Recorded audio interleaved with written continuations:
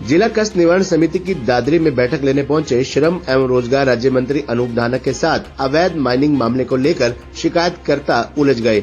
मामला इतना गंभीर हो गया कि मंत्री ने शिकायतकर्ता को ही बैठक से बाहर करवा दिया। वहीं बैठक में विधायक सोमवीर सांगवान ने भी शिकायतकर्ताओं का पक्ष लेते हुए ठोस कार्रवाई करने की मांग उठाई। मंत्री ने उपायुक्त की अध्यक्षता में माइनिंग सहित कई मामलों की जांच को लेकर कमेटी बनाने के आदेश दिए। उधर शिकायतकर्ता ने सरकार, मंत्री व अधिकारियों की मिलीभगत से अवैध माइनिंग के आरोप लगाते हुए दोषी अधिकारियों को जांच का जिम्मा सौंपने पर आपत्ति उठाई। बता दें कि दादरी के लघु सचिवालय में जिला कष्ट निवारण समिति की बैठक में श्रम राज्य मंत्री अनूप धानक परिवार वादों का निपटारा करने पहुंचे थे। मंत्री ने दादरी दौरे के दौरान लघु सचिवालय परिसर में कई परियोजनाओं का उद्घाटन भी किया। बैठक में कुल 15 शिकायतें रखी गई थी, जिनमें 9 पिछली बैठक की लंबी शिकायतें और 6 नई शिकायतें थी। इनमें से 9 शिकायतों का मौके पर ही समाधान कर दिया गया और बाकी को अगली बैठक के लिए लंबित रखा गया।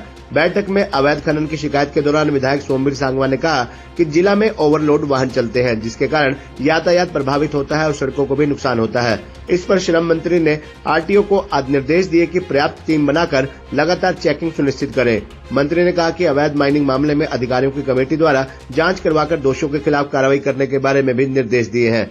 किसी शिकायतकर्ता को बाहर नहीं निकाला। उन्होंने शिकायतकर्ता एडवोकेट संजीव तक्षक ने उधर बताया कि अवैध माइनिंग में डिप्टी सीएम दुष्यंत चौटाला, सरकार, मंत्री व अधिकारियों की मिलीभगत है। ये मामला पिछली कमेटी में भी बैठक में उठाया गया था। मंत्री अनूप धानक द्वारा कार्रवाई करने की बजाय उसे बैठक से बाहर निकाल दिया गया। वे जनहित में कार्रवाई की मांग कर रहे थे। सरकार व प्रशासन को अवैध माइनिंग मामले में ठोस कार्रवाई करनी चाहिए। समिति की परिवाद, इसके अंदर 15 परिवाद लगे हुए थे, 9 पुराने थे और 6 नए थे। इसमें से 9 डिस्पोज ऑफ किए गए हैं और 6 पेंडिंग रखे गए हैं। जो पेंडिंग रखे गए हैं उनमें कुछ पुराने भी हैं। उनमें कोई कमेटी बनाई थी, हमने कमेटी की रिपोर्ट नहीं आ पाई है। उनके रिपोर्ट लेते हुए 6 पेंडिंग रखे गए हैं और बाकियों में कोई और भी अन्य शिकायत थी, उनमें भी हमारे अधिकारीगण बैठे हैं, उनकी ड्यूटी लगाई है, उनको भी निपटाने का काम करेंगे। सर, कुछ शिकायत इसके अंदर तो मेरे ख्याल में कोई लंबी शिकायत तो नहीं है।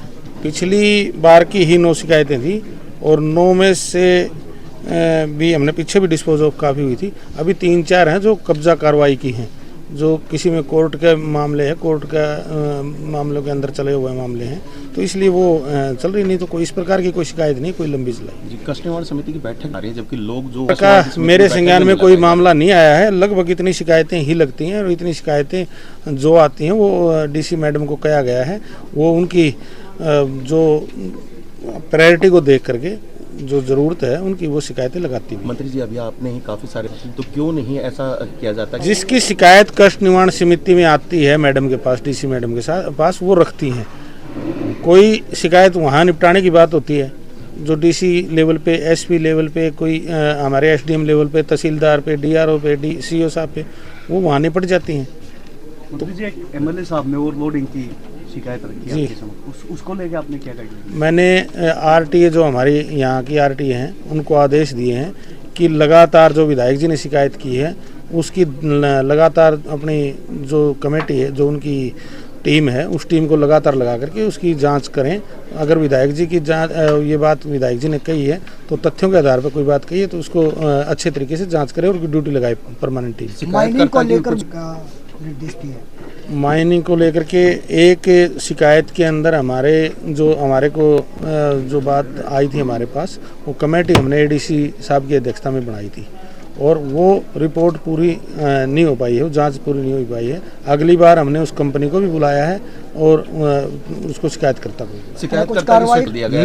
शिकायत बिल्कुल उसकी अच्छे तरीके से सुना गया है और डीसी मैडम की पर्सनली जिम्मेवारी लगी है।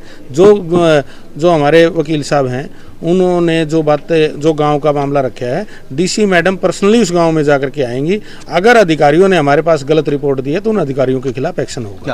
अगर वो तथ्य झूठे होंगे जो डिपार्टमेंट ने दिए हैं तो जिस अधिकारी ने वो तथ्य दिए हैं उसके खिलाफ कार्रवाई होगी।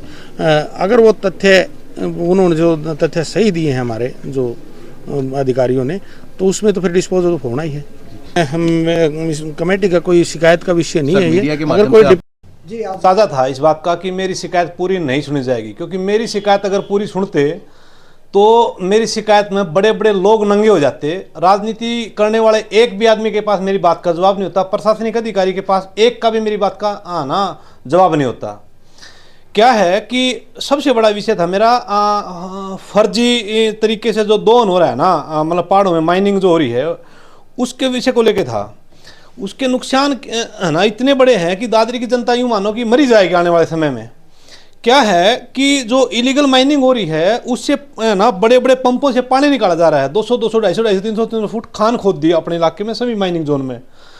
अब उससे क्या होगा, उस पानी जब निकाल दें, बहुत ज़्यादा दोहन हो रहा है तो ड्राई जोन है पहले से ही, तो उस दोहन से पानी खराब हो गया हमारा, नीचे का पानी कड़वा हो गया, एक तो होता है खारा, कड़वा हो गया। कैसे अनाज पैदा हुआ, पक्षी मर गए, पशु मर गए, ठीक है ना, लोगों की पेट की समस्याएं, आंखों की समस्याएं, बालों की समस्याएं हैं, पता नहीं कितनी समस्याएं पैदा हो गई उस पानी से। और आने वाले समय में तो और भी ज़्यादा बुरे हाल हो जाएंगे, लोग अवेयर नहीं है। ठीक है, तो मैं लोगों की आवाज़ उठा रहा था वहाँ पे।